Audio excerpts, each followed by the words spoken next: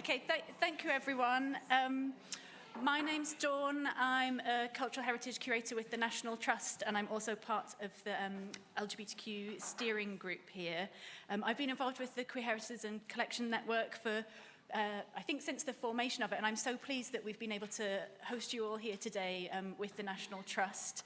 I was also part of the group that was selecting the papers, and we've got, as Yerjay said, we've got such a rich collection of speakers and bits of work that are happening, but it has to be said it was really tricky to pick them, and there is so much more excellent work happening out there. So this has been a real joy to get insights into this and a greater mixture and wealth of activity that's happening. So I know lots of people have been chatting already, but I just really encourage using lunch and break times to meet and talk to people about ideas they've got brewing and network, I guess. So I'm introducing the first panel, and we've got 3 papers. So we're going to have Keava and Alex from the Lavender Menace archive, followed by Danilo and Zorian from the V&A, and then Ben Walters, who you might have already met doing some badge making around. And a reminder that there's a fuller digital program if you follow the QR code on the back, which very usefully has fuller blurbs for everyone, and I'm sure will be really good to hang on to in the future for reference. Each of the papers we're aiming for 10 to 15 minutes each, and then we'll have time for a bit of a Q&A after. So if you've got any burning questions, hold on to them till we've heard the 3 papers, and I'll invite all our speakers back on. But let's quickly get on and hear some of the exciting things happen.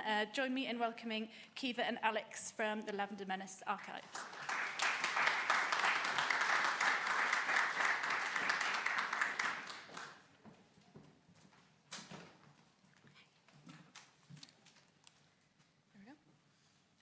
Hello, my name's Keava McMillan. I'm a lecturer in gender history at the University of Glasgow, and I'm the project coordinator at Lavender Menace Archive in Edinburgh.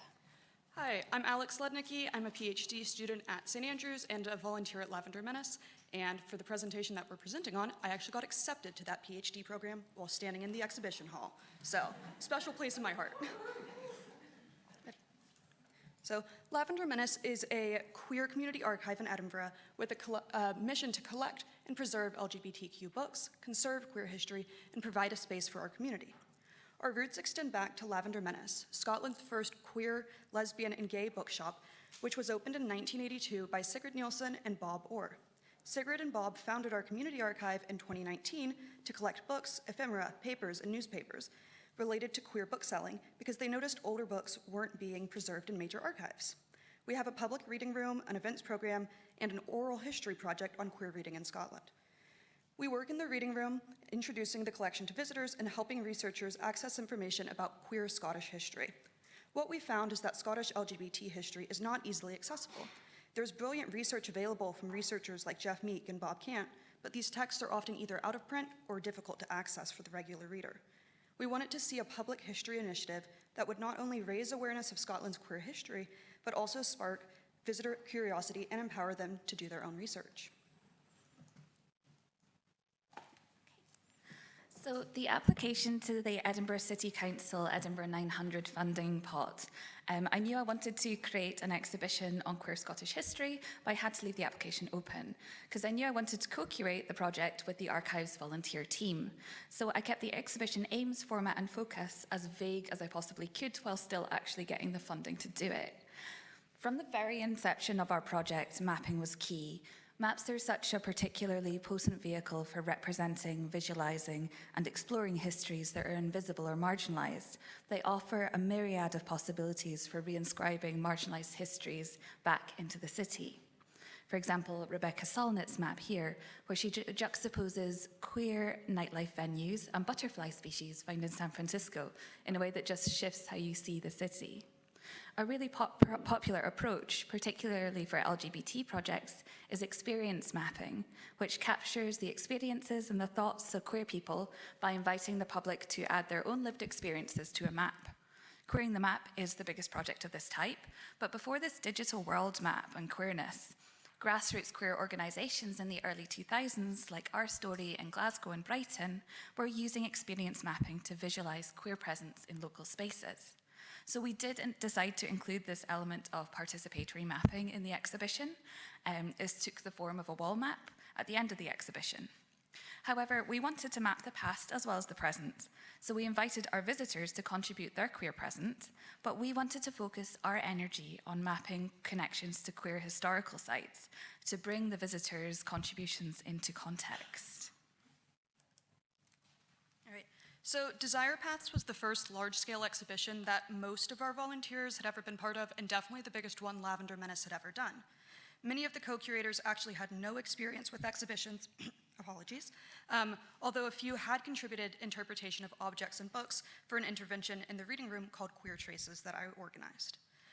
We were able to be very flexible in our topic, themes, approach, and timeline, so people had the opportunity to let their interests guide their own research. This meant that one curator got so detailed and nuanced in her research that she published an article in a national newspaper, The Skinny. Another curator, who worked on the tartan skirt panel, which we'll see in just a couple minutes, developed her master's research focus through her panel research. This flexibility also meant that people were able to work around their own schedules, family and work responsibilities, and access requirements, so most of the writing and research was done remotely, and then we came together for our meetings. People had time to acquire skills that they felt they needed, mostly with support from Keava. The benefits of such a flexible approach made the experience way more accessible to our co-curators. But this also had downsides. The first few meetings were chaotic and messy and full of ideas that had to be whittled down or changed to even fit into the scope of the project. Once research began, people were overwhelmed by the sheer amount of information available and stressed about meeting our deadlines, which were pretty flexible as well. Overall, co-curating is messy and chaotic, but the benefits of it far outweigh the downsides. It just requires a little bit more time and patience. So the material we had to begin with was a big database that I've been gathering for a book project. We had over 200 people, events, texts that could be linked to spaces in Edinburgh and used to tell the queer history of the city. And we initially planned to whittle these possibilities down by collecting various themes so we could link disparate sites together. But when one of our co-curators, Jim and I, began to try to draft out these thematic connections between places and events, the results were so intense, so held together by string, that red string, that the other curators nicknamed this effort our murder board. What we really needed, as we reeled from the range of material that we could possibly use, and as we pursued research into widely different topics, we needed to articulate a connecting theme, both to meaningfully co-curate the exhibition together, and importantly, to help our visitors navigate the exhibition. So we decided to use the idea of a desire path to understand the way in which marginalized individuals navigate the built environment. A desire path, like these that you can see in the grass. Me and Alex followed one on the way to here today through the park. They're illicit pathways forged by need or want rather than design. Nobody gave these paths permission to be there. They are created by scores of people who just decide to walk across the grass, creating a new path for others to follow. So essentially, we're taking inspiration from these paths to build place-based stories around historical events. We're making visible the paths and presence of queer people from the past and forging our own. Okay, and this is what it looked like. So in practice, this meant that we decided we wanted to tell individual narratives in detail rather than presenting an authoritative overview of topics. Meaningfully producing every aspect of the exhibition together was neither possible nor particularly desirable, as Alex mentioned, and this approach to co-curation let us work separately and in harmony, producing one project but in our own time. The theme of the Desire Path helped us to anchor and justify our unapologetically subjective approach to selecting people, places, and events. Our final group of co-curators explored topics as diverse as a lesbian boarding school scandal from the 1810s, AIDS activism, and local interwar cruising sites.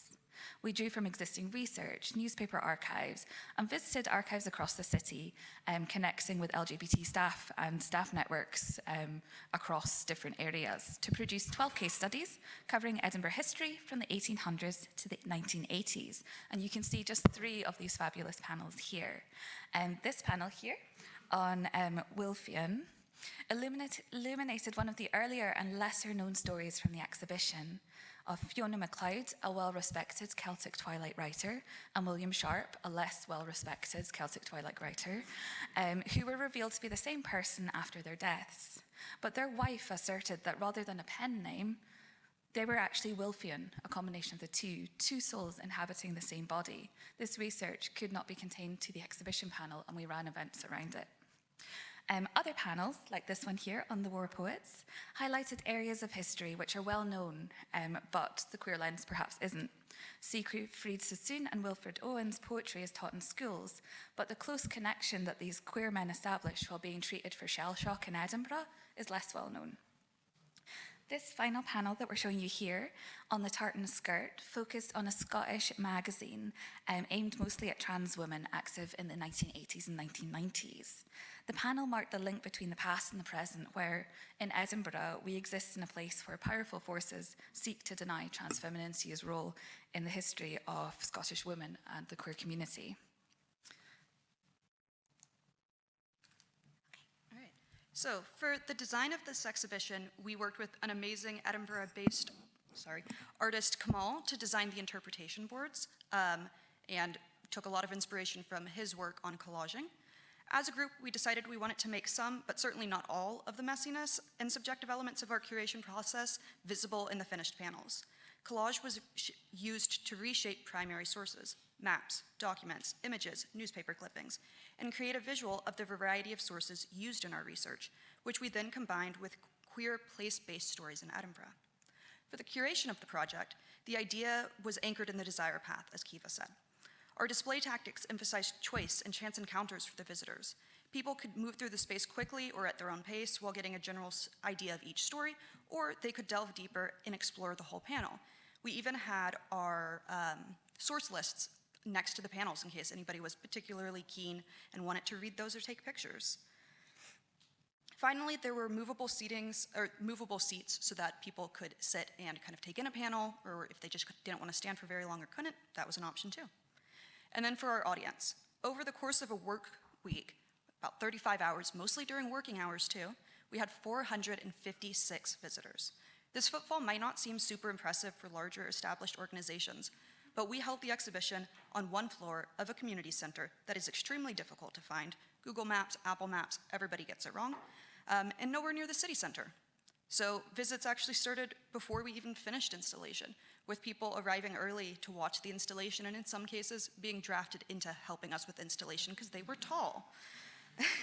And others making their way to panels that they identified with or wanted to learn about and ask us questions about. The level of excitement and engagement was high, with many repeat visitors or visits lasting hours. So, co-curation is extremely rewarding for participants. It offered a balance between autonomy and support. It brings an unparalleled amount of passion and energy to our projects. This resulted in opportunities for the volunteers and for me, and everyone involved for archival research, exhibition, publications, conference papers, and experience in tours and event programming, which just would not have happened otherwise. Co-curation is a process rather than a guaranteed output, which means that additional support resources are needed, for example, staff to write and curate sections of the exhibitions if co-curators are unavailable. It's not an approach that our staff have been able to afford for our next exhibition in 2026, which is at the Museum of Edinburgh, Past Shelves, Histories of Queer Reading. It is also an extremely resource-intensive approach, and this exceeds the restrictions on staff placed by most funders who prioritize value for money, which translates into quantifiable gains. So in some ways, we finished this exhibition where we started, a small, underfunded space, rich in knowledge and enthusiasm, but with our resources exhausted.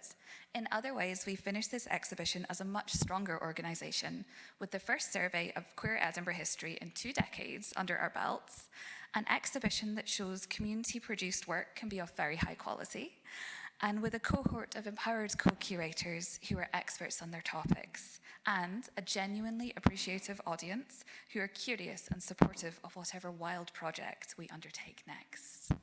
Thank you.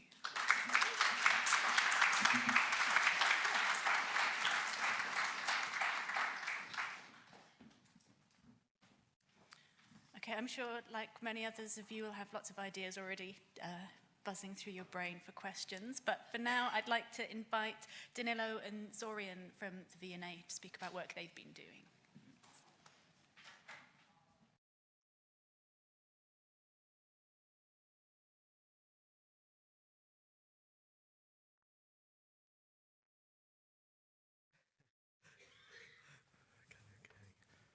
Hello, everyone.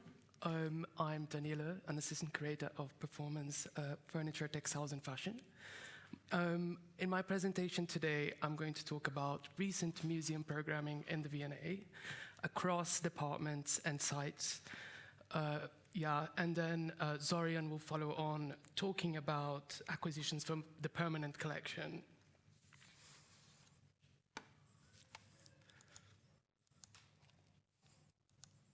Right, so here we go. The Bishopsgate Institute in London is one of the UK's leading institutions for queer collecting and programming. I'm starting with this image of the building's facade to think a bit about temporality and permanence through the lens of the flag. The Progress Pride flag was designed by Daniel Quasar in 2018 as a response to Gilbert Baker's '78 design of the rainbow flag. And while the rainbow flag appears everywhere during Pride Month, sometimes to the point of it being a bit much, the Bishopsgate Institute flies the flag all year round. And I often wonder what people think when they look at the flag in sort of unexpected times of the year. For me, the consistent presence of the flag is very compelling. It creates a sense of queer possibilities that I find very seductive. The V&A also has the Progress Pride flag on display year-round, but in a very different setting. This photo shows a section of the Design 1900 to Now galleries called Crisis and Conflict. And here, the flag sits in a very carefully choreographed arrangement. It's very well aligned with the refugee flag next to it and the EU barcode flag, all held with fish wire so it doesn't move. So a very kind of different affair. And I think in this context, the Progress Pride flag becomes part of a wider narrative about globalized solidarity, where migrants, queers, and remainers are all brought together under culture. And globalized solidarity is also shaped by time. The LGBTQ plus History Month, Pride Month, Trans Awareness Week, World AIDS Day, these are all annual catalysts for queer events around the world. And these dates were and still are very important for the V&A's own queer programming. So I'll tell you a bit about some recent case studies, but before we get there, I thought it'd be interesting to tell you a bit about the V&A's queer journey.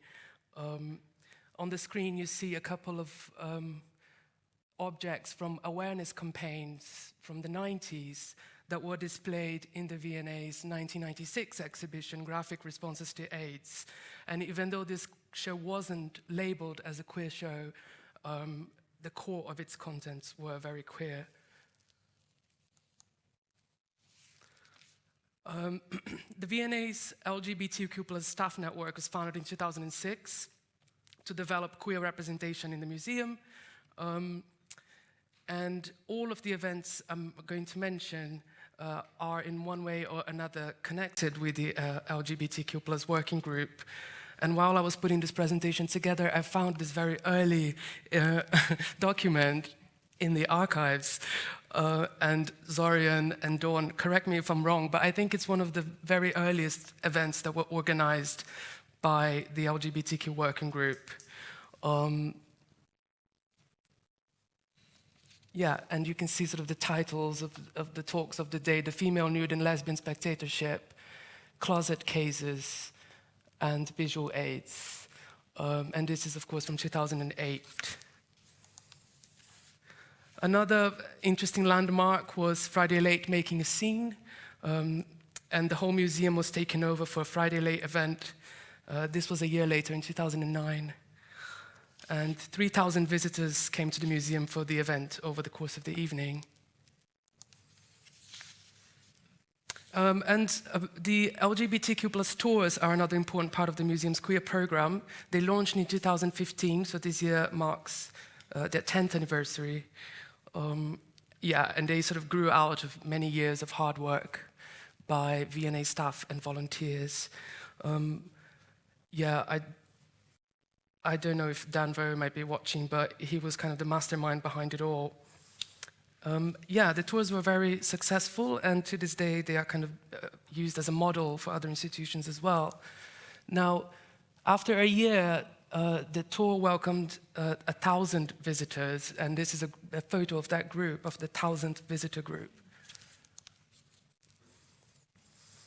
So these two streams of programming, on one side the V&A's LGBTQ working group, and on the other side the volunteer tour guides, continue to shape the V&A's queer activity today. A more recent event was collecting quickies, which we ran last year for History Month. My colleague Deborah Moritz, who's also a co-chair of the V&A's LGBTQ working group, and myself selected a group of objects to show people in the print and drawing study room. And here you can see what the room looked like with the objects laid out. The last year's History Month theme was medicine, so we were kind of selecting objects with that in mind. And these sessions are very special because people can get really close to the objects. Some objects can be handled. And I think this kind of illustrates well the question of temporary events and permanent collecting, which is the two things Zorian and I are going to be talking about, aren't really a binary. And Michael touched on the point of binaries earlier. The two really kind of feed off each other. And I think I just wanted to sort of give a special mention to the print room, because I feel like it's made so many queer events possible in the V&A. It houses the collection that Zorian works with, and it's logistically very convenient for kind of object moves and security. So it's been really special in the V&A's queer journey. And it's also a public resource, and anyone can book, make an appointment to visit the room and sort of look at things there, fine art prints, watercolors, you name it, you can just go, and so do look it up if you're interested. Another recent event was last year's In Between a Latinx Takeover, which was organized by the V&A East team. In Between is a museum late style event where there's lots of events happening simultaneously in the building. And for this event, people from across the Latin American diaspora were invited to contribute to a wide-ranging program of poetry, dance, food, art, performance, and us queer Brazilians, Deborah and I, were invited to take part. So we organized 2 artist conversations with photographers and with the queer DJ collective Tusi Pereira, who are also performing at the event. The raves that Tusi Pereira have been organizing over the past couple of years have become an important platform for queer Latinas seeking creative exploration in London. Michele Baron has been their photographer since the parties started in 2022. So he's been building this wonderful archive of sort of the London queer underground nightlife. And these are some of his images. He uses like a point and shoot cameras, just goes around the party taking pictures of people. On the left, you see these sort of photo albums, which is how we showed his images in the room. They were kind of scattered around the room so people could pick them up and flick through them in their own time, which we felt worked well because it kind of evokes the 90s and 2000s family photo book, and sort of the Y2K aesthetic is important for Tusi Pereira as well, so it kind of all came together nicely. And I think, and on the right-hand side, you kind of see what the place looked like after the interviews with the DJ set. And I think these two kind of two images show how temporary events can open up new ways of engaging with institutional space. Another recent event was the Playbody takeover of Storehouse. Playbody are an electronic music and design collective that encourage people to find new ways of connecting with their bodies and with the spaces around them. So they designed these really interesting and unusual sort of wearables that people can just go around wearing. So somebody's wearing a DJ deck, and then there's a human trolley that was used to serve food around the building. Going back to South Kensington, Queer Botany is led by Sister Juan Zavala, and it connects queer communities with nature through activities like guided walks and plant drawing sessions. And they've collaborated with places like Chelsea Physic Garden, Q, Welcome Collection, the National Trust. And for last June's Friday Late, they were kind of taking visitors through the V&A's garden to think about its plants. And finally, the latest event of interest was the V&A's Let's All Have Some Cake Friday Late, which took place only a couple of weeks ago in Halloween. And it was a takeover by Riposte, who are a France and UK queer art rave collective. Yeah, so it was organized by Christian Volsing, who's also a member of the group. And I'll just end with this image of the Raphael Cartoons room, which is normally a very solemn and sort of almost basilica-like space, but here it was transformed into this very fun kind of drag contest, again, to say that temporary events really do bring forth new models of curatorial practice and audience engagement, reshaping how we experience the museum. Thank you, and I'll hand over to Zorian now. Sorry.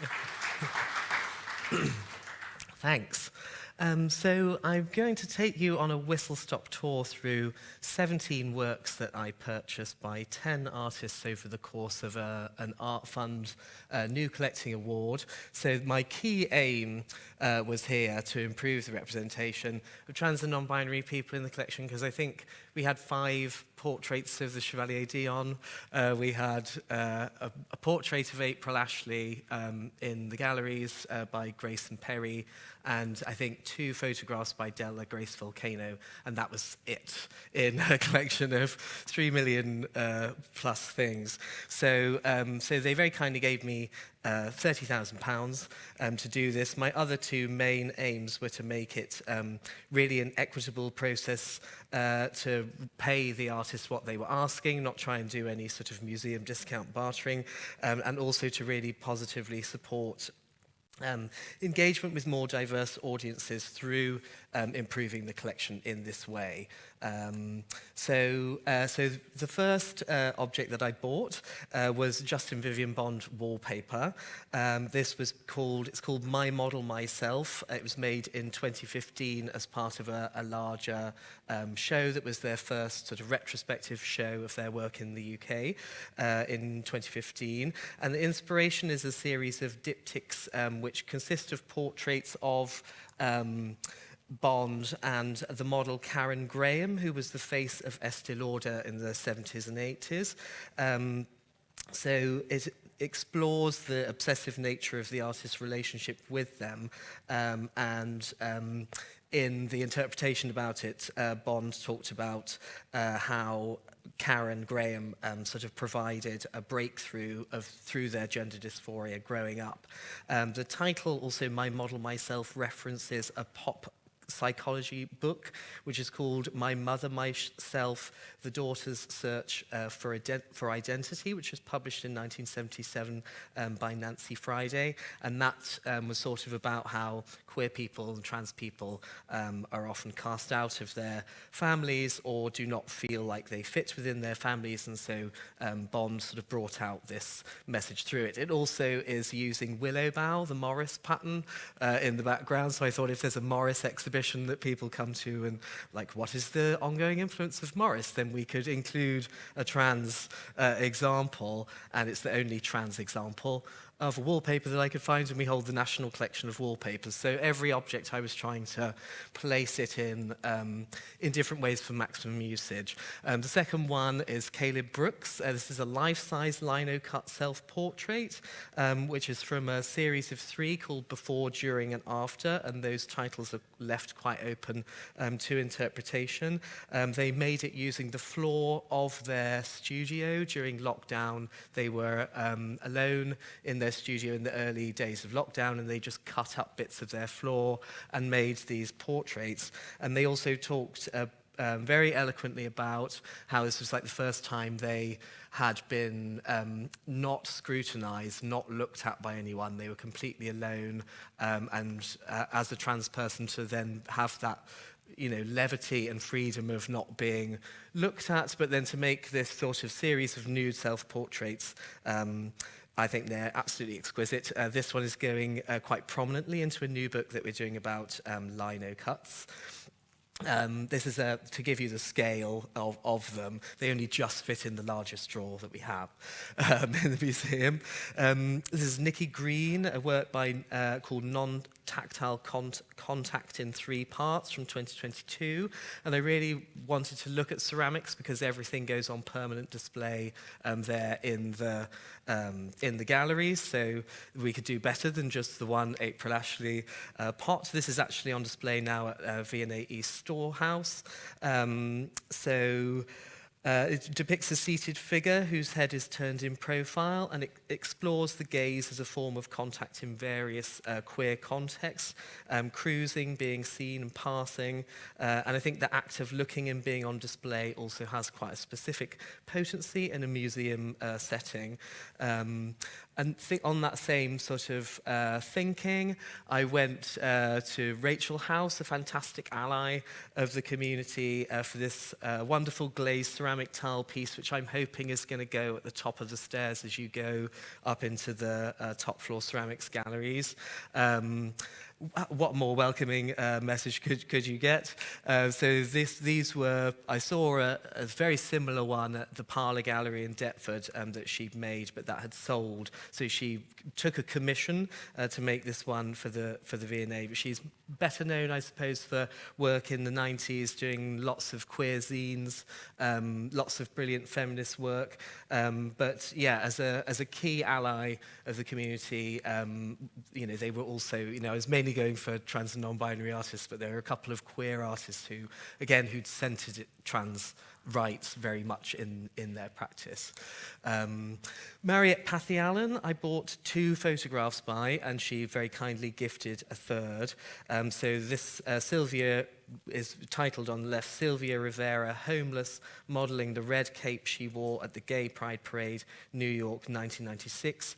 So Mariette started photographing the trans community over 40 years ago, really considered one of the most significant allies in terms of her positive awareness around gender diversity since the 70s, long before it became sort of more fashionable subject for the art world.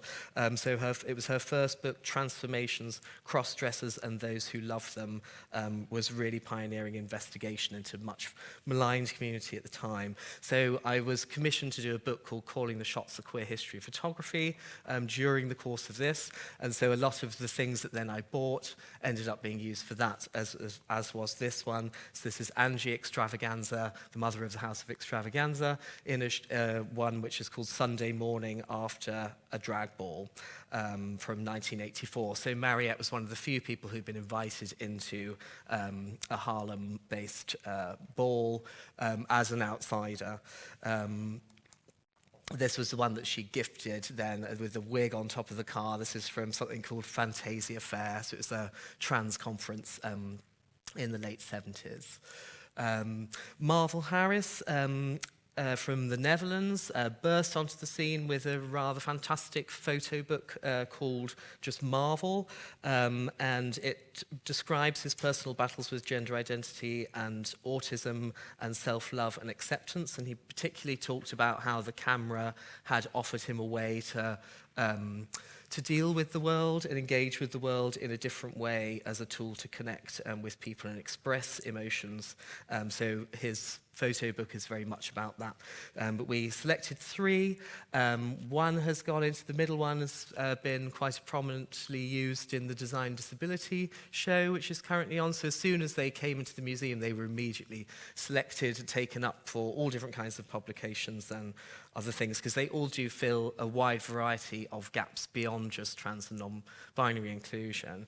Holly Revell, I really wanted David Hoyle to be included in the in the book. Holly's a non-binary photographer whose new book is also about transmasculine experience.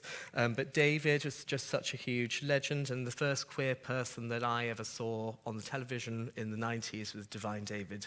And yeah, a huge beacon of light and liberty and darkness as well, and criticising what's wrong with the mainstream gay scene is quite a unique voice. And so, yeah, it was very important for me to represent David in my book. Bex Wade, we bought 6 works by, because it was another key gap was that we didn't really have images of our club spaces, and we're always being asked for that. Images of the inside of any kind of club spaces are something that was just quite rare, something that's missing, and something that people are desperate to find the further away from that club you go. So 2 went into the book. This was mainly, they were photographing clubs which are no longer there. So this was a club in New York, a queer club that existed for just 10 years. This is Christine diving into a crowd in another club which is no longer there. So these are quite recent images, but also serve to show how quickly our spaces can disappear.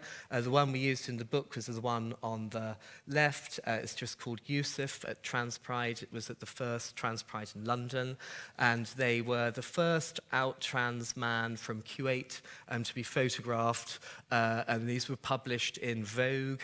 So Bex had 50 photographs, which was a huge amount, in British Vogue, and Yusuf then received letters from people all around the world, all around the Middle East, saying, we have this photograph of you on our wall, you're a hero to us. Trans Kids Are a Blessing went into Young V&A, which is fantastic.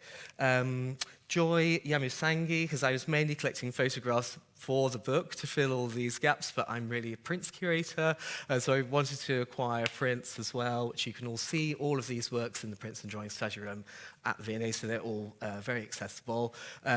Joy is a British Congolese artist who was commissioned to do this quite large screen print work, and what I wanted to have was more of a levity around the trans narratives, because there's a sense of humour to this. As the artist was planning their top surgery, they developed a sort of humorous fascination for the bucking bronco machines that you could ride, like in a shit pub car park, basically. You don't really see them that much anymore, but it's basically the last thing that you should be doing post top surgery is riding such a machine. You're not supposed to lift your arms up, and you're not supposed to be jolted about. So they were like, I will know that I will have healed from my top surgery by the time I'm able to ride this machine. So they made some kind of prints around that with counter editions. And the last object I bought was this by Kobe Mules, which is called Summer Shoot, from a series about New Kids on the Block, where he took out his least favourite member of New Kids on the Block, who was called Danny, and he put himself into them. So he's the one in the grey top there, and he does these amazing drawings. This was the one I wanted to buy as well. They were too expensive, but a series of him balding as a trans man. It was a series of like facial hair fantasy, but the one that I picked was, yeah, from the New Kids one, because he also had very little about the boy band phenomena. So all, you know, it was £30,000, £28,000 I'd spend on the acquisitions, 2,000 I had to spend on research, but hopefully it's only 17 objects, but it's, you know, now we're up to 27, 30. But hopefully, again, as many people will say over the course of this, like, this is just the beginning. You know, this is a beginning that came very late in the institution's practice of collecting trans and non-binary narratives. But yeah, it's a start, but I hope one which is well-rounded enough to serve many different avenues of interest. But I'll hand over to Ben to talk about badge. Or are you? No. I'll hand over to Ben to talk about the badge. Do I just go back onto the... Oh, yeah, thank you. To talk about those kind of things. Hope I didn't go too far over.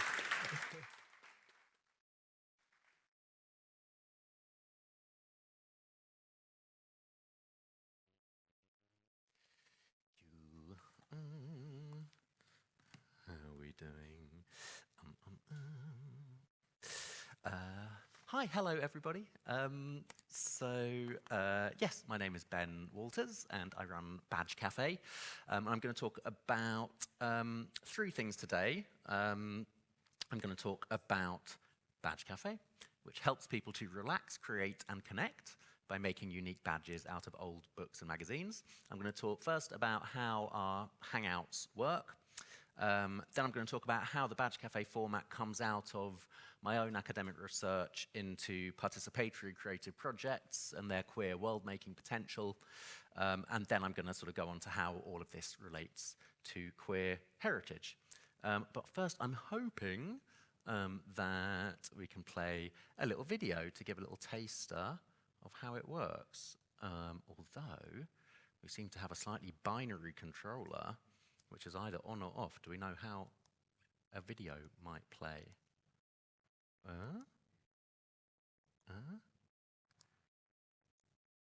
Any technical assistance gratefully received?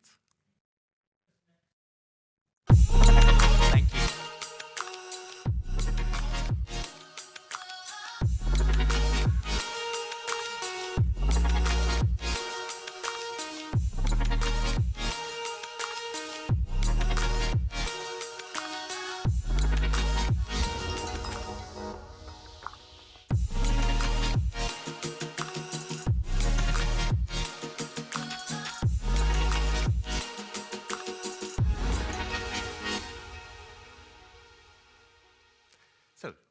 Little taster. Yeah, I thought the easiest way to do this is just to kind of give you the spiel that I give when people come to the badge table, which some of you will have already got over there, which gives you a little bit of a sense of how it works. So hello, hi, welcome to Badge Cafe. My name's Ben, it's lovely to see you. We're making badges. It's these quite big badges, one size fits all. We have lots of books and magazines. Everything is available for use. If we're working in a library, I specify everything on this table is available for use. If you find one of these strewn about the table, this shows you what fits into a badge. So you can use that as a viewfinder as you're going through your bits and bobs. So if you wanted a badge, say, of St. Mark from the Lindisfarne Gospels, you could have him on a badge. Or if you wanted, say, from a 1991 Gay Times, if you wanted Ultranate on a badge, you could have her. You could even have a diptych if you wanted the two. So the choice is yours. If you find something you like the look of, then I can show you how to cut it out using one of these and one of these. If it's a thing of beauty, we can badgeify it. We also have scissors, glue, pens, and things, so collage is also an option. So that's about the basics, and then it's kind of off to the races. So that's a hangout. We call them hangouts, not workshops, because it's not work and nothing is for sale.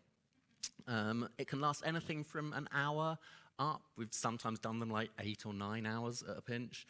People can drop in for as long or as short as they like. They can make as many or as few badges as they like. It's designed to be easy, welcoming, and fun. So you don't have to chat to other people, but you can. There are various kinds of support and guidance that are available, but not compulsory. A lot of our regulars have, just through practice, through experience, have turned out to be often younger people, often trans and non-binary people. We have a lot of disabled people, neurodiverse, people on low incomes. You don't have to be queer to enjoy Badge Cafe, but it helps. And it started in September 2022, so just over 3 years ago, at Ducky, doing a badge table at Ducky, which is a queer nightlife collective, which ran a weekly party for about 30 years. So it ran there for the last year of that party. When that ended in 2023, we moved to a venue called Rich Mix in Shoreditch in East London, and we've run there every Sunday afternoon since then. So got some other little pictures, I think.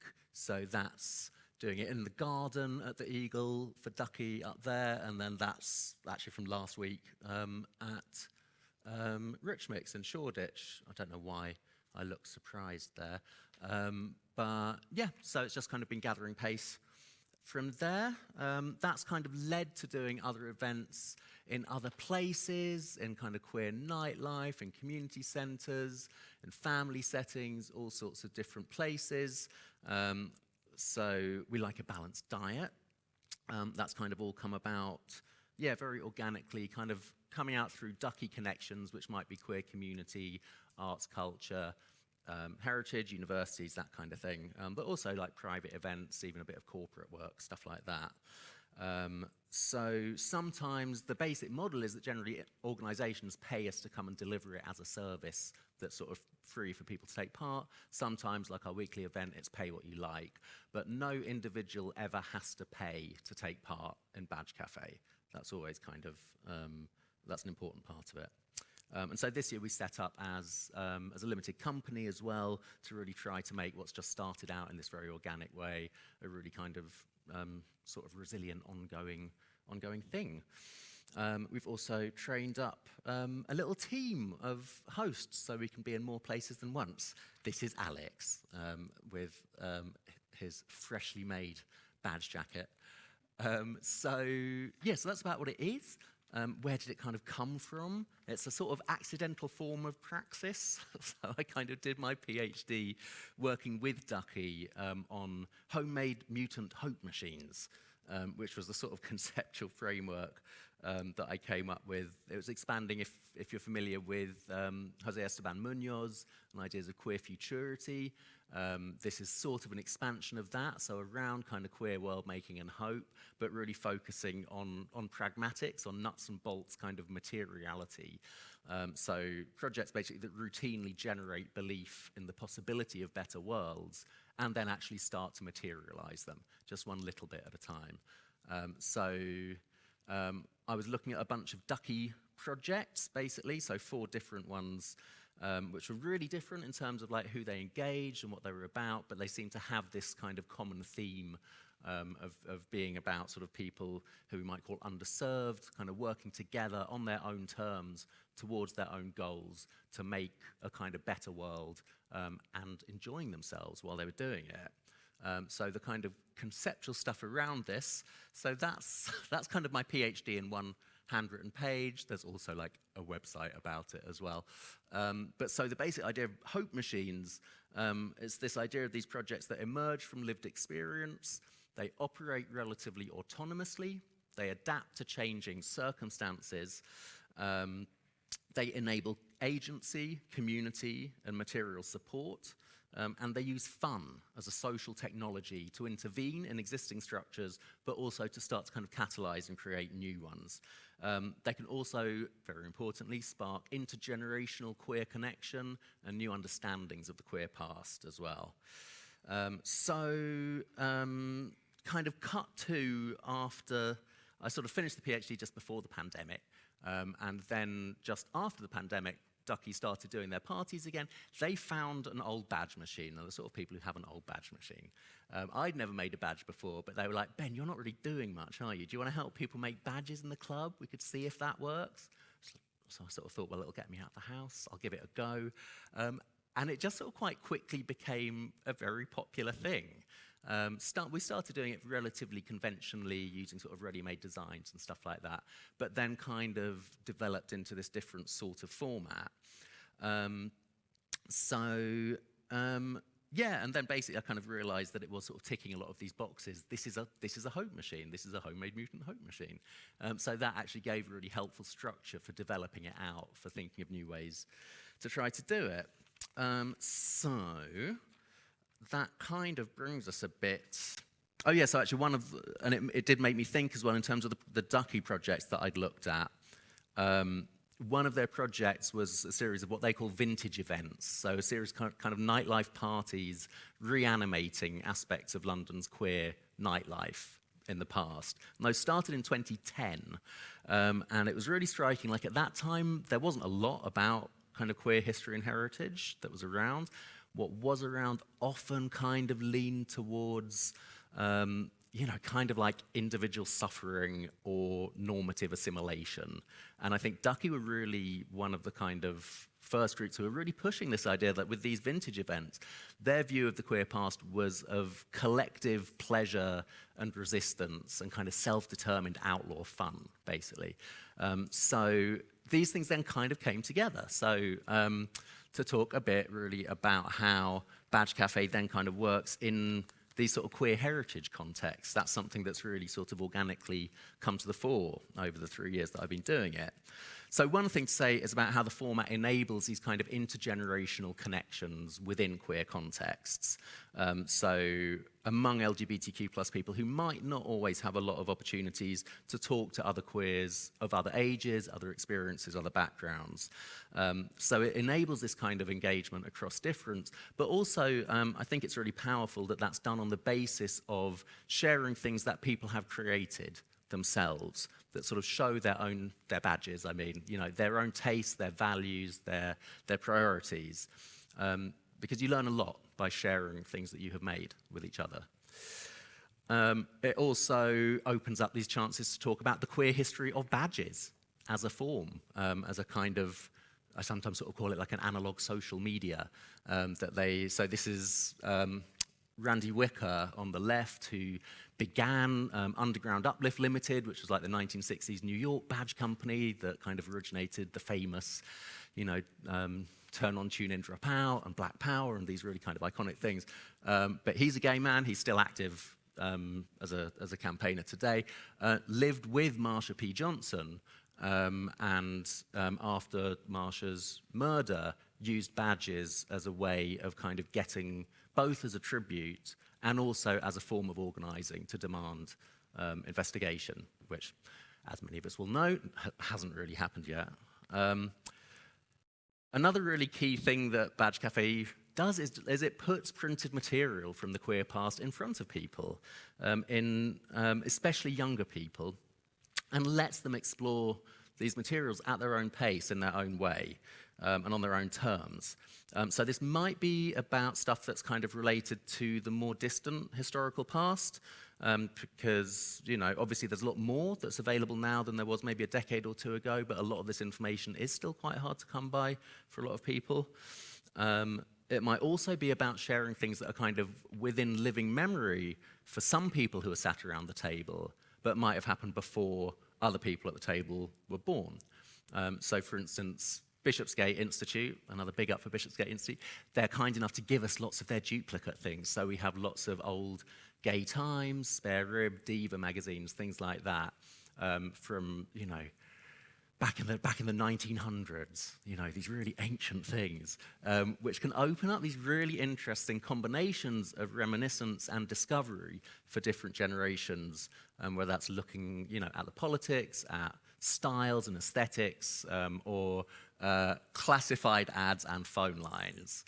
I mean, it's really interesting, like Gen Z love classified ads and phone lines. Huge generalization, but like they're really interesting as a way into both technological change in queer contexts, but also just what they open up, you know, just like from one page of classifieds and one page of sex line adverts, you learn so much about, you know, a lot of things. So Badge Cafe, I think, can be a really powerful way of kind of opening up these archival holdings and these related conversations. But I think it's really important that we do it in a way that actually lets people take hold of the past and literally cut it up and make something new out of it. So it's not about the idea of the past as a kind of precious relic that's behind glass or as a fixed ontological object. I think it's really about seeing the past as a kind of fertile ingredient of the queer commons. So something that is a shared resource that's available for personal and collaborative use in accounting for the present and in demanding the future. So it's quite common that people will be like, oh my God, you're not cutting these up, are you? It's like, yes, we are. We are cutting them up and we're not destroying them. It's cultural recirculation. We're putting them to use. We're not saying that anything is fair game. Obviously, there are lots of things which are quite rare and should be taken care of. But there's a lot of stuff that really isn't that rare and that really isn't used. And so it's about kind of putting some of that into use. I had better stop. Oh my God, I really had better stop. A whistle-stop tour of, I got to go to the Busy Beaver Button Museum in Chicago and research their badges. The Art Fund and Museum of Homelessness asked me to make some badges about kind of naughty, early noughties queer performance for a crowdfunder there. The Perverse Collections conference in Amsterdam that I know some people were at. We got to make badges with Susan Stryker and amazing people. Worked with Metro Charity, so using their photocopies of their printed archives that we then, for a month at Rich Mix, people who came to Rich Mix made badges out of the archive, and then that went onto a jacket in the exhibition that went up at Mimosa House. And of course, we're at the last queer Heritage and Collection Symposium as well. Oh yes, and also it's weirdly like gone off into a tangential art practice of my own, using like these found collages that come when people cut out their badge, and then you end up with these funny little archival things.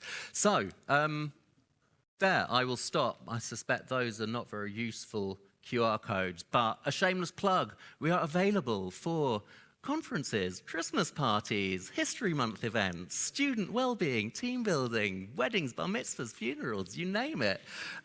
Look us up, come over to the badge table during our break, have a chat and make a badge. Thank you.